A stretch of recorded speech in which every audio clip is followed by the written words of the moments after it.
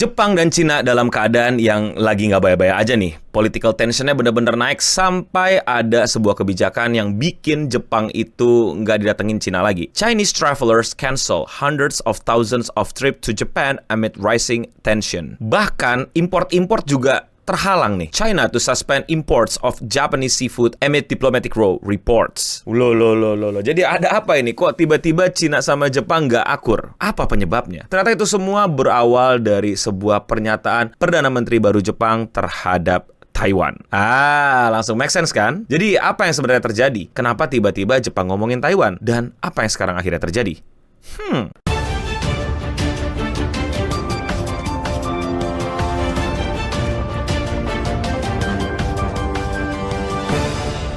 Chinese travelers are estimated to have canceled hundreds of thousands of tickets to fly to Japan amid reports of suspended via processing any cultural exchange as a diplomatic dispute over Japan's stance on Taiwan continues. Kayaknya juga ada banyak berita yang ngiarin kalau misalnya Cina itu baru aja ngeluarin travel warning ke Jepang. Jadi kayak semacam peringatan buat warga negaranya yang mau jalan-jalan atau bahkan sesimpel terbang ke Jepang. Sehingga banyak banget orang yang melakukan cancellation untuk flight, hotel, dan lain-lain. Dan buat yang nggak tahu, Jepang itu paling banyak dapat turis dari Cina kalau urusan jalan-jalan. Tentu ini akan sangat berdampak bagi ekonomi Jepang itu sendiri. Pertanyaannya, kenapa sampai Cina melakukan ini terhadap Jepang? Under pressure from business group, Japan has sent a senior diplomat to Beijing in attempt to calm tension after Japan's Prime Minister Sanai Takaichi said her country could get involved militarily if China attempted to invade Taiwan. Her comments prompted fury from China government, which issue warning against China travelers and students going to Japan. Jadi ternyata sebelumnya, Sanai Takaichi, yaitu adalah Perdana Menteri baru Jepang, yang merupakan Perdana Menteri Jepang pertama perempuan.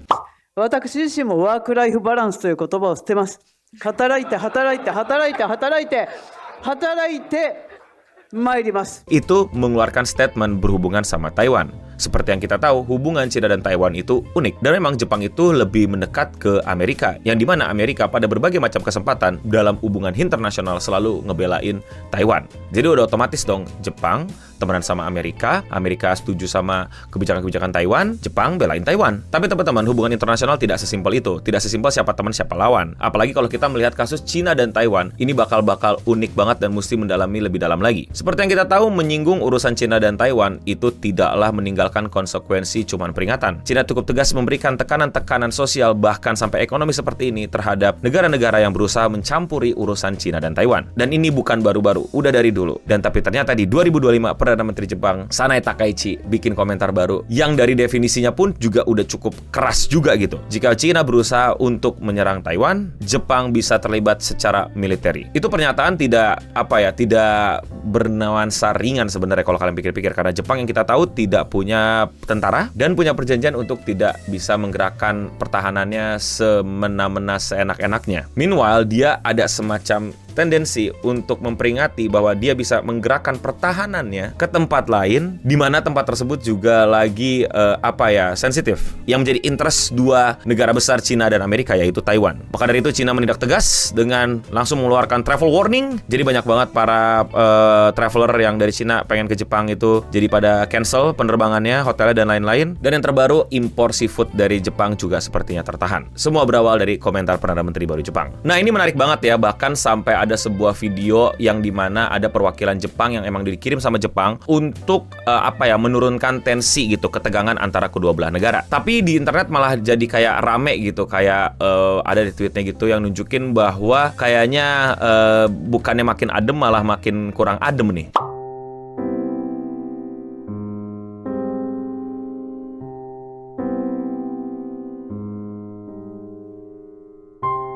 Liu Jinsong, Director General of Department of Asian Affairs of the Chinese Foreign Minister, met with Masaki Kanai, Director General of the Japanese Foreign Minister ASEAN and Oceanian Affairs Bureau on Thursday. Nah, di situ tuh kayak dikomentarin gitu loh sama beritanya bahwa very dissatisfied.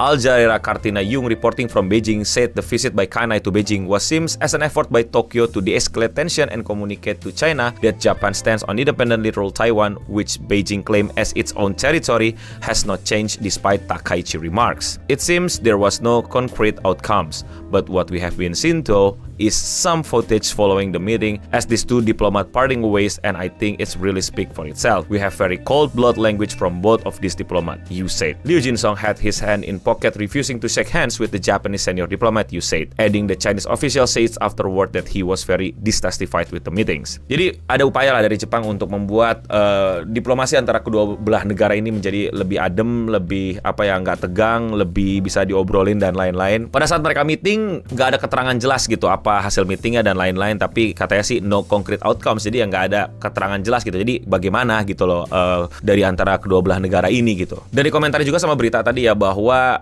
kelihatan seperti nggak mau salaman, nggak mau akur, nggak mau berjabat tangan gitu, bahkan dimasukin tangannya ke kantong sebagai bentuk gestur, so-called gestur untuk nggak mau salaman. Well, ini tebak-tebakan buah manggis sih, walaupun memang bisa dinilai seperti itu dari sekelimat video atau gambar yang lewat di internet. Tapi nyatanya kan apa yang terjadi adalah apa yang ada di dalam ruangan tersebut, perjanjian-perjanjiannya dan obrolannya seperti apa. Jadi gue nggak mau terlalu konsentrasi dan fokus di sini, tapi kita lihat kebijakan-kebijakan ke depannya antara kedua negara itu bagaimana. Tapi kalau kalian mungkin nanya, Bang, kok bisa-bisanya PM berani kayak gitu? Bang, kok bisa-bisanya PM ngomong kayak gitu? Nggak bahaya tah? Dan lain-lain. Sebenarnya gue juga nggak tahu apakah memang sudah didiskusikan, apa memang sudah diobrolin, apakah memang sudah dipikirkan matang-matang sama PM baru. Cuman orang-orang di belakang pemerintahan yang tahu. Tapi gue mau point out satu, bahwa ini bukan pertama kalinya Perdana Menteri Jepang atau yang pernah menjadi Perdana Menteri Jepang itu bikin statement-statement yang cukup berbahaya. Yang gak bahaya tah. Anjir, gue pakai gak bahaya tah, gue baru sadar.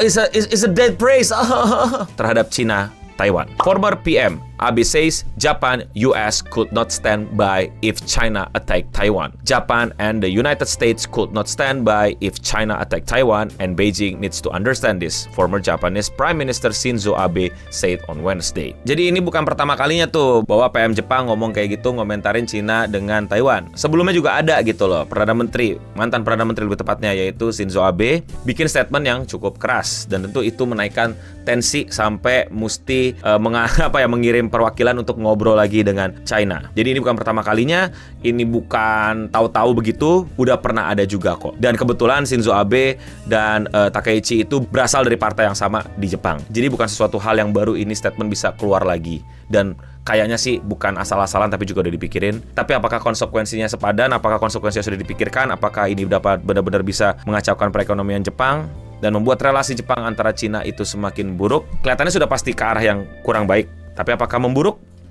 Tapi kalau menurut kalian bagaimana? Komen di bawah. Kalau kalian suka sama pembahasan yang terjadi di luar sana, di luar Indonesia seperti ini, dan kalian mau support gue, lakuin dengan sesimpel klik tombol subscribe atau klik tombol like. Buat yang belum tahu, gue upload video sehari satu, jadi jangan lupa cek channel gue dan klik video menurut kalian belum kalian tonton. Dan gue juga aktif di sosial media lain seperti Instagram dan TikTok, jadi jangan lupa follow gue di sana dan bisa ngobrol-ngobrol sama gue di kolom komentar di sana. Dan ya, sekian seputar internet untuk episode kali ini. Gue Nobening pamit undur diri. Jika ada kesalahan, koreksi atau ada tambahan update informasi, silahkan lakukan di kolom komentar di bawah.